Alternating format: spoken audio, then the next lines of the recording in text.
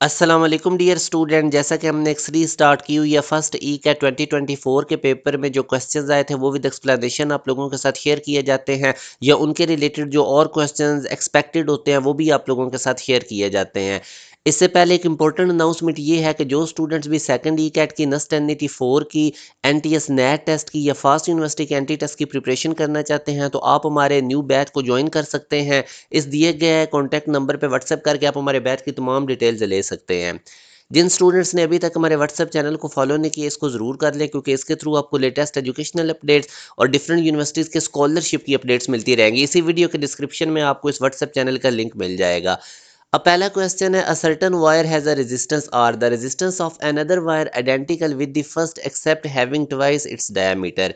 तो याद रखें कि जब हम डायामीटर को ट्वाइस करते हैं तो हमारे पास जो रेडियस होता है वो 4 टाइम हो जाता है, यानी कि एरिया और रेजिस्टेंस का अगर आप लोग रिलेशन देखेंगे तो वो इन्वर्स है। अब एरिया वायर का फर्दर इक्वल होता है पाई आर स्क्वायर के, यानी रेजिस्टेंस और आर स्क्वायर में इन्वर्स रिलेशन है। जब डायामीटर डबल होगा तो आर भी डबल हो जाएगा, डबल का स्क्वायर करेंगे तो 4 हो जाएगा। अब 1/4 आपकी न्यू रेजिस्टेंस हो जाएगी। अब 1/4 का मतलब होता है 0.25।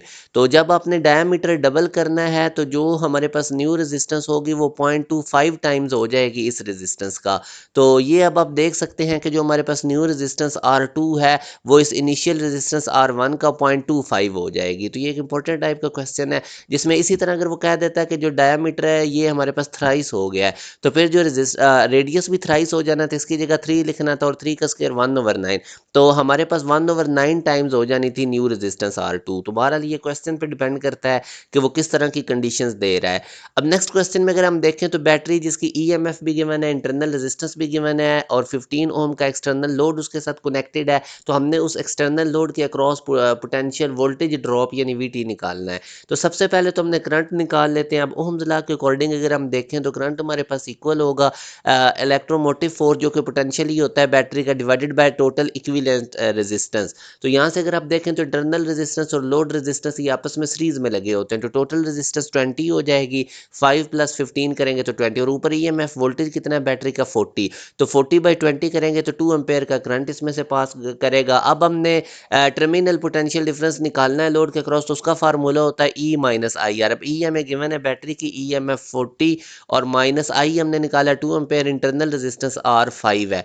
तो 2 × 5 करेंगे 10, 40 - 10 करेंगे तो 30 वोल्ट उसके क्रॉस वोल्टेज ड्रॉप होगा। ये जो हमारे पास लोड रेजिस्टेंस है जो कि बीटा ऑप्शन में है।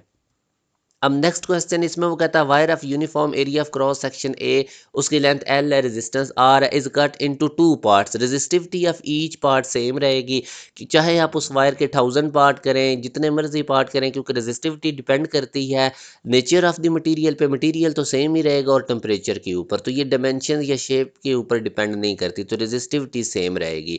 नेक्स्ट क्वेश्चन है the terminal potential difference is greater than EMF of a cell when. तो याद रखें टर्मिनल पोटेंशियल डिफरेंस उस वक्त ग्रेटर होता है ईएमएफ ऑफ द सेल से जब बैटरी जो है वो चार्जिंग मूड में होती है, और जब बैटरी डिस्चार्ज हो रही होती है, वो करंट फ्लो करवा रही होती है सर्किट में, तो उस वक्त पोटेंशियल डिफरेंस जो है वो कम होता है इलेक्ट्रोमोटिव फोर्स से। तो इस केस में वो पूछ रहा था टर्मिनल पोटेंशियल डिफरेंस कब ग्रेटर होगा ईएमएफ से, जब बैटरी को चार्ज किया जा रहा होगा। एक और क्वेश्चन है, हमारे पास 100 वॉट पावर है, 200 वोल्ट का आगे वो कहता है is connected to a 160 volt supply, the actual power consumption would be. तो बेसिकली अब ये पहली P1 पावर और ये V1 वोल्टेज है, V2 वोल्टेज उसने बता के P2 पूछ रहा है। अब हमें पता है पावर का हमने एक रिलेशन पढ़ा है कि वोल्टेज के स्क्वायर के साथ उसका डायरेक्ट रिलेशन है। आर दोनों केसेस में सेम है, उसको हम कैंसिल करेंगे, पावर का फार्मूला होता है ना V²/R। तो अब आप दो पावर्स को कंपेयर करें, P1/P2 ये इक्वल हो जाएगा V1 का स्क्वायर/V2 का स्क्वायर, पावर और वोल्टेज में डायरेक्ट रिलेशन, इसलिए P1 के सामने V1 और P2 के सामने V2 है। अब सिंपल इसमें P1 V1 और V2 की वैल्यूज प्लग इन करें। V1 का स्क्वायर है तो V1 200 वोल्ट था, तो इसको हम लिख सकते हैं 200 × 200। इसी तरह V2 का स्क्वायर है तो इसको भी हम लिख सकते हैं 160 × 160। तो बहरहाल आप इसको सिंप्लीफाइड कर ले और यहाँ से आप P2 निकालेंगे तो वो 64 वॉट आएगी। सिंपल इसमें ये याद रखने के पावर और वोल्टेज के स्क्वायर में डायरेक्ट रिलेशन है। अब एक और क्वेश्चन, ये तो सिंपल सा टर्मिनल पोटेंशियल डिफरेंस सेल का हमने निकालना और वो E - IR हमारे पास है। अब नेक्स्ट क्वेश्चन में अगर हम देखें तो इसमें वो कहता है 220 वोल्ट और 100 वॉट के bulb is connected to a 110 volt source, the power consumption is.